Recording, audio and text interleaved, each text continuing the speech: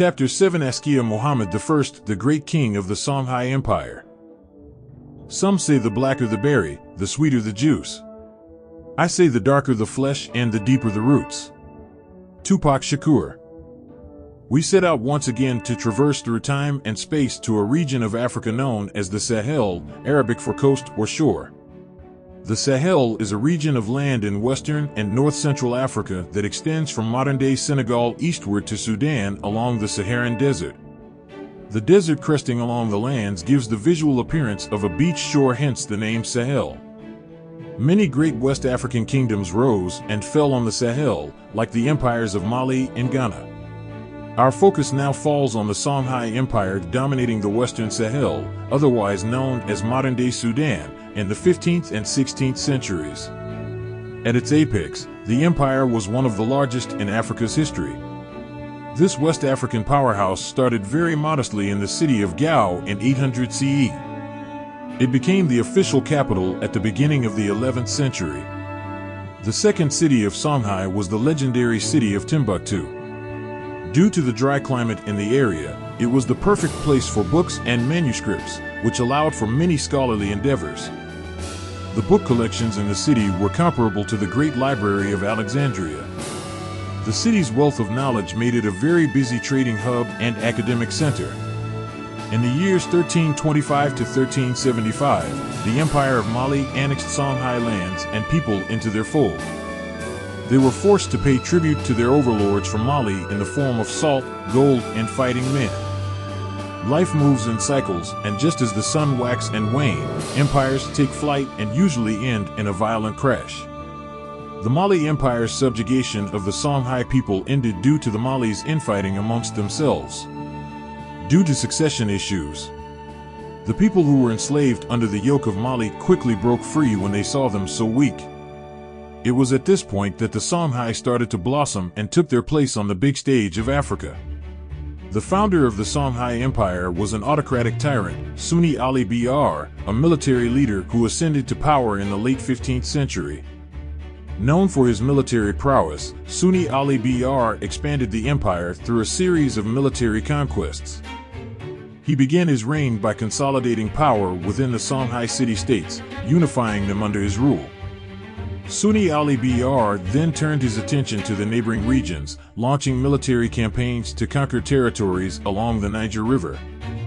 One of his notable achievements was the capture of Timbuktu in 1468, a renowned center of learning and trade in West Africa.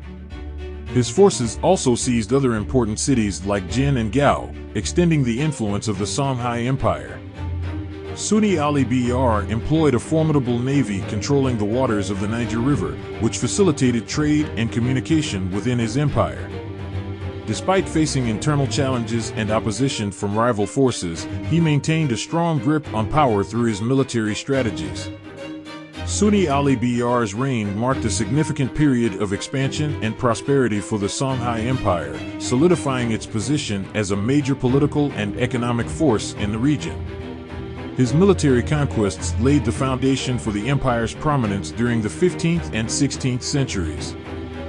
The ruler that we have come to focus on is Askia Muhammad I, 1443 to 1538, also known as Askia the Great, the first ruler of the Askia dynasty reigning from 1493 to 1528 in the Songhai Empire.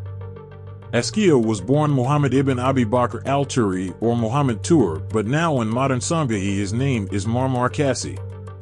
It is believed that he was born in Gao to his father, Barulam, and his mother, Kassi. His mother was sister to Sunni al-Br, the first king of the Songhai Empire. He was powerful and very dangerous. As the boy, Muhammad Tur, came of age, he served as a soldier and soon became a great general serving his uncle. Just as the moon and the sun's fates are tied together, so are the destinies of Askia and Sunni intertwined with each other. Both men locked horns on many occasions in military matters. Quite frequently, Askia was reprimanded in many different ways. He was ordered to death once, but it was called off. Sunni was known as a very cruel and crude ruler and governed with an iron fist. When he passed away and his son, Sunni al-Baru, took the throne, he was seen to be like his father. He was accused of being an unfaithful Muslim. It is on this basis Askia started a war with his cousin for complete control of the state. Askia, a fearless commander, led his troops with unwavering determination. The looming threat of Sunni al-Baru and his formidable army cast a shadow over the region. As the two forces clashed on the battlefield, the air was filled with the thunderous sounds of war. Askia, known for his strategic brilliance, employed cunning tactics to outmaneuver Sunni al-Baru's forces. The battlefield became a chaotic dance of swords and shields, with dust clouds rising as warriors clashed. Amidst the chaos, Askia's leadership inspired his troops to stand firm against the onslaught. The conflict unfolded in a series of intense skirmishes, each side vying for control of key territories. Askia, with a deep understanding of the terrain, utilized the landscape to his advantage, ambushing Sunni al-Baru's forces and gaining crucial strategic positions. General Muhammad Tur went to war and emerged a new man in victory. He ascended to the throne and renamed himself Askia Muhammad I and started his reign as the greatest ruler of the Songhai Empire. Once Askia had taken power, he instituted sweeping reforms that improved the state and allowed it to gain and consolidate power at a rapid rate, which expanded the borders of the empire greatly. He did not go the traditional route of building the state strictly around Islamic principles. It was built on a system of meritocracy. This system allowed for religious tolerance and easier upward mobility in society. He also encouraged literacy amongst his people and worked with the scholars of Timbuktu to build universities and libraries.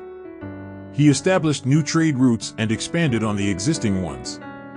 To properly capitalize on the industriousness of the empire, Askia implemented a new and effective tax collection system which filled the state's coffers.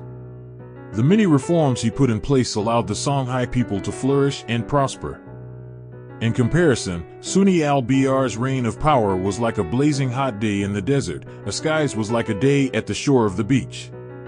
There is a classic saying, "When you dig a pit for your enemy, you must dig one for yourself." Askia Muhammad the Great was dethroned by his son, Musa, just as he usurped the throne from Sunni al-Baru. Nonetheless, his name and his great deeds will forever be etched into the souls and minds of the people of the Sahel.